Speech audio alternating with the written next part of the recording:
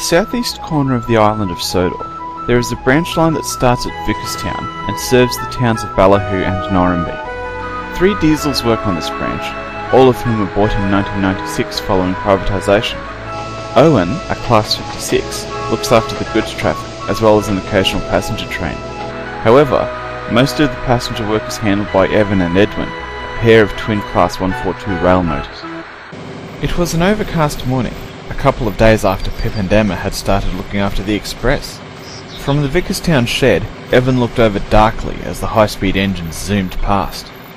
Gordon damaged himself because of that hovercraft, and now he's been taken off express duties. From what I heard, Gordon asked the Fat Controller to replace him. It was his decision to retire. Why do you think he did that, Owen sighed. He knew that Evan and Edwin didn't take change well.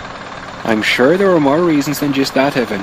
Miss Hat isn't the type of person who makes decisions lightly. Huh. As Evan departed to take his next run, Owen thoughtfully watched him go. No matter what, he thought, Evan always did seem to have a bee in his bonnet about something. He just hoped it wouldn't cause trouble this time. Evan was still fuming about the hovercraft as he headed towards Ballyhoo. He must be a threat to the railway, the railcar thought. After all, his presence was even affecting the mainline trains. Is there something on your mind, Evan? Edwin asked, from the opposite platform. Yes, that hovercraft. I get that you're worried, Evan. Worried? His being here is even having an effect on the mainline engines. We both know what happened to poor Gordon. You're right there, but what do you expect to be able to do about it? Don't worry, I'll think of something. Edwin cast a worried look at the other rail motor as they departed. He was well aware of his twin's tendency to be hot-headed. A short while later, Evan was on the return part of his journey. He was travelling along the surf line, so named because it closely follows the coast between Norramby and South Norramby. Just as he crossed the lift bridge near the marina, a familiar whirring drifted through the air. Looking over, Evan spotted a familiar shape cruising over the water. The hovercraft was a few miles away from the shore, but Evan knew that it was headed for the same destination as him, the Norramby transport hub, as everyone insisted on calling the Norramby station these days. Oh no, you don't. Evan surged forward, determined to beat the hovercraft to the station. There was no way he'd lose his passengers to that whirring, floating menace. He soon reached the Norramby transport hub, and pulled up next to the platform. A few moments later, the hovercraft arrived.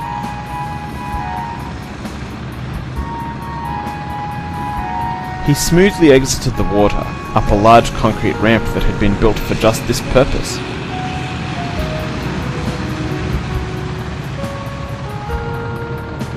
Once he'd stopped, he lowered his ramp to allow the cars he was carrying to drive out. Good morning, Evan, called the hovercraft, whose name was Hubert. Morning. Have you been having a busy morning? You seem to be in a bit of a hurry.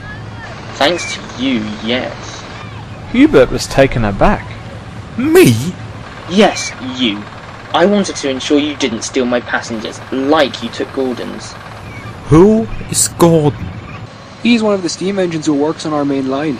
A couple of days ago, he was replaced on express duties by a high-speed diesel set. I see. You think I had something to do with this? Yes. No. Gordon decided to retire, Hubert. Our controller needed to tighten the schedule for the express, and Gordon couldn't keep up with it anymore. She needed to tighten it because of the competition from this hovering behemoth. There were several reasons why the Fat Controller had to change the schedule, Evan. What would those be? None of our business, Evan. As I said, Emily Hatt makes her decisions carefully. May I say something? Hubert said, interrupting the two engines who seemed to have forgotten that he was there. By all means, Hubert. I cannot see how I am providing such competition. My understanding is that your express runs to Barrow-in-Furness, does it not? That's correct. Yet I run from Blackpool to Norramby. It is not the same route as the Wildnorwester. I have not seen any of you with automobile-carrying wagons either.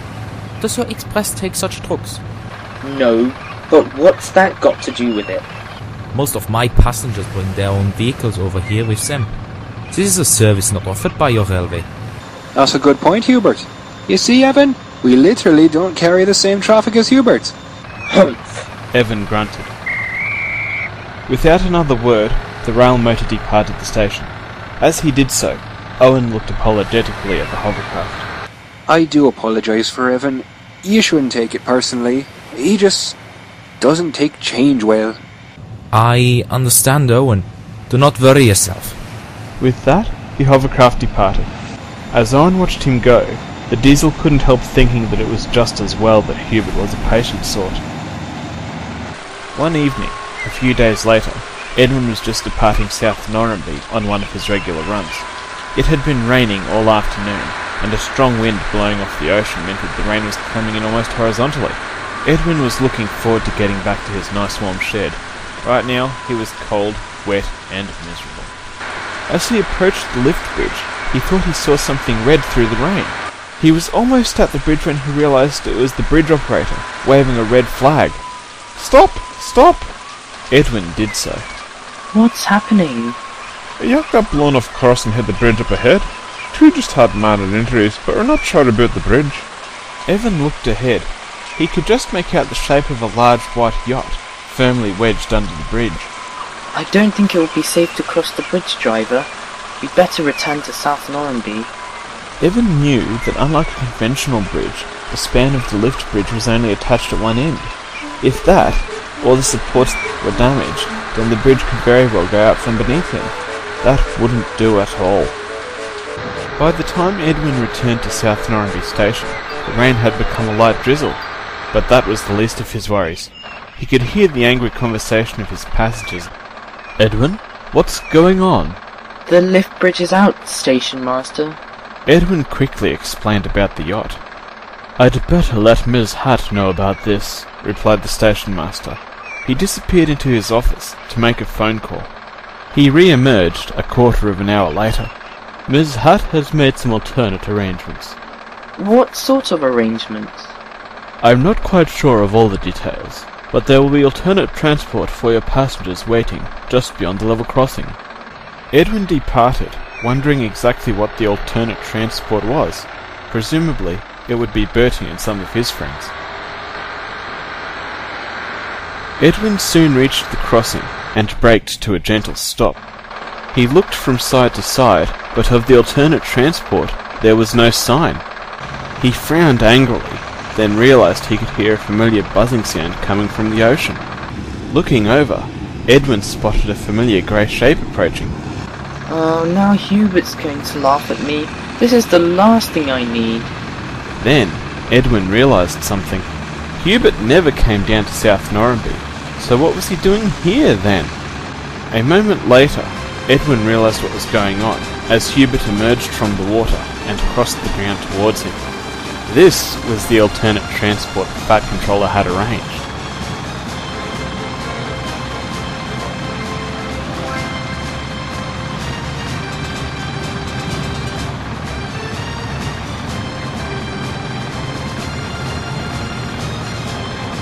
Good evening, Edwin. I hear you are having some trouble with that bridge. In a word, yes. Edwin quickly explained about the yacht. Well, these things happen. You did the right thing by keeping your passengers safe. Thank you. A few minutes later, all of Edwin's passengers had boarded Hubert. With a cheerful toot of his horn, the hovercraft departed. Edwin watched him go, not quite sure what to think.